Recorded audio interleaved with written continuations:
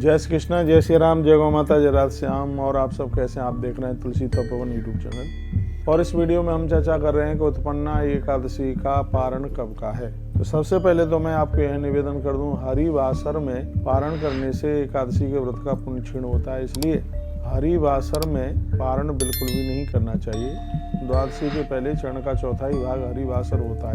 तो हरिवासर के टाइमिंग्स जो हैं वो लगभग 9:09 तक हैं। तो थोड़ा अब के बाद टिपिकल है, थोड़ा सा कठिन है। यदि आप छोड़ सकें तो 9:09 तक आप जल भी मत पीजिए। लोग तो निर्जला कर लेते हैं। 9 सवा 9 बजे तक की बात है।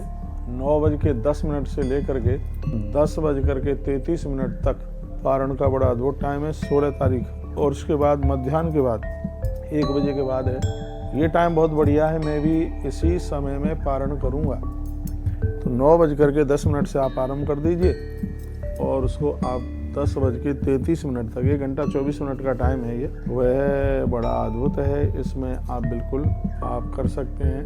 तो 10:33-34 तक जाएगा ये टाइम। तो इस टाइम में आप कीजिएगा। कुछ मैं इसकी महिमा आपको वर्णित कर दूं, ग्रंथ मेरे सामने रखा हुआ है। वर्णन है कि एकादश्याम प्रभु कुर्वीतः उपवासम निरास्तुये तयंत वैष्णव स्थानम मित्रास्ते गरुड़ध्वजा। यदि किसी ने नियम पूर्वक 11 का व्रत और पारण के साथ में कर लिया है तो भगवान नारायण के गरुड़ पर बैठ करके वह लोग भगवान के दिव्य लोक के लिए प्रस्थान करते हैं। धरती पर व्रत तो बहुत हैं, लेकिन 11 के बराबर कोई भी व्रत नहीं है। एकाम उपोष्य तेषाम वही सहस्रे एकादशी। यदि आपने 11 के दिन नियम से इस व्रत को कर लिया है, पारण में भी कोई त्रुटि नहीं की है, तो कहा जाता है कि एक एकादशी हजारों 11 के बराबर हो जाती है। इतनी बड़ी महिमा, इतना बड़ा इसका महात्म्य। एकादश्याश महात्म्यम सर्वकालेषु पठेत। जो एकादशी का महात्म्य सुनते हैं, उनकी कथा सुनते हैं, गौ सहस्र फलम सो भी पुण्यम प्राप्त मानवा, उन्हें हजारों गौ माता के गोदान करने के बराबर फल प्राप्त हो। आप पारण करते हैं तो इस दिन आप तुलसी मैया को दीपदान करें। और ये मैंने पहले भी बोला है कि कभी भी द्वादशी को तुलसी तोड़ी नहीं जाती है। तुलसी का पूजन होता है, तुलसी का वंदन होता है। और पारण के समय में तुलसी मुख में डाली जाती है।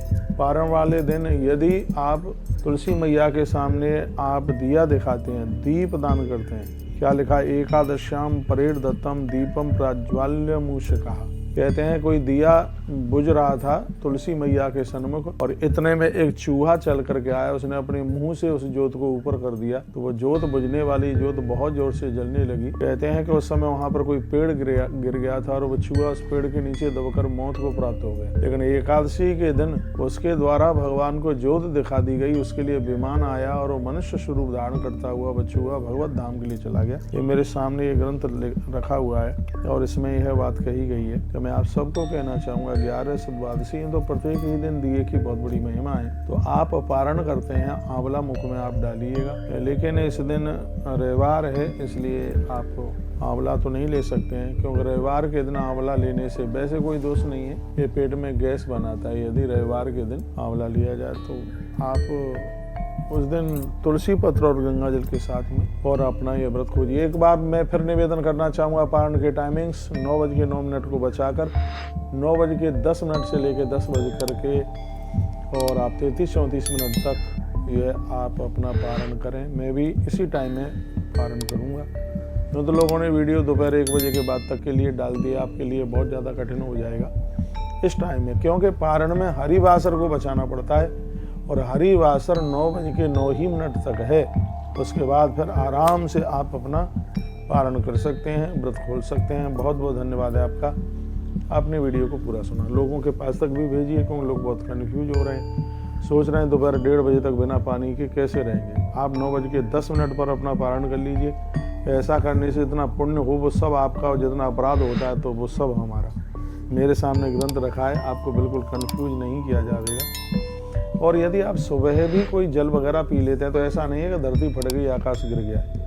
तो हाँ, पारण इसलिए किया जाता है कि व्रत वाले दिन आपकी झपकी लग गई है, एक बार से ज़्यादा आपने फलिहार कर लिया है, हाँ कहीं आपको गुस्सा आ गया है, तो ऐसे तमाम भगवत अपराध हो जाते हैं। तो पारण के द्वारा उसका प्रायश्चित हो जाता है। ऐसा नहीं है कि आप पारण नहीं करेंगे तो आपकी 11 खंडित हो जाएगी, ऐसा बिल्कुल भी नहीं है। तो अनजान में कैसे भी जो हमसे कोई दोष हो गया, भगवत अपराध हो गया है, तो पारण करने से उसका प्रायश्चित हो जाता है, भगवत दोष समाप्त होता है।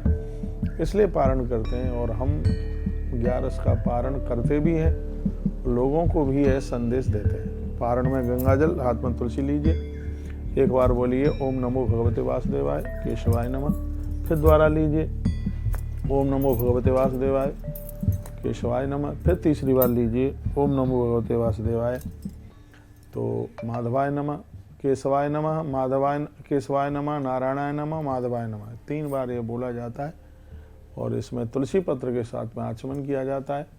तो इससे एकादशी की महिमा और ज़्यादा बढ़ जाती है।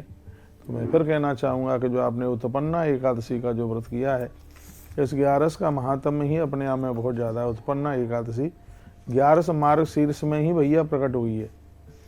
तो कहते हैं देवा यदि वा रात्रो ये वही सुनंत भक्त था। एकादशी की महिमा महात्म्य चाहे आप दिन में सुने चाहे आप रात्रि में सुने, आप व्रत नहीं करते हैं तो भी आप सुने। क्या इससे मिलेगा? ब्रह्म हत्या दिपापेभ्यो मुक्चन्ते नात्र संशया। लोग ब्रह्म हत्या जैसे महापातक से मुक्त हो जाएंगे। विष्णु धर्म समम नास्ति गीतार्थम च नपुत्तमम्। जैसे सनातन धर्म से बड़ा धर्म नहीं है, गीता से बड़ा ग्रंथ नहीं है, एकादशी समम नास्ति व्रतम पाप प्रणाशनम, उसी प्रकार से 11 से बड़ा कोई भी व्रत नहीं है पापों को जलाने वाला। तो मार्गशीर्ष के महीने में आपने 11 करी है, फिर उसका पारण आप 16 तारीख को आप कर रहे हैं। टाइमिंग्स भी हमने आपको बता दी हैं, 9:10 सुबह से लेकर और 10:33 इस बीच में आप पारण कर लीजिएगा। बहुत अद्भुत है, बहुत आनंद, भारी आनंद हो जाएगा। बहुत बहुत धन्यवाद। किसी ने हमें पूछा था क्या एकादशी के व्रत में अदरक वाली चाय हम पी सकते हैं क्या? तो उसके लिए वीडियो हमने तुलसी भक्ति रस पर डाल दी है, उसको आप सुन लीजिएगा और सुनकर आपको अच्छा लगेगा। क्या एकादशी के दिन, क्या व्रत वाले दिन आप अदरक वाली चाय पी सकते हैं कि नहीं पी सकते? शॉर्ट वीडियो तुलसी भक्ति रस यूट्यूब चैनल पर पड़ी है, उसको आप जरूर सुन लीजिएगा। धन्यवाद वीडियो पूरा सुनने के लिए।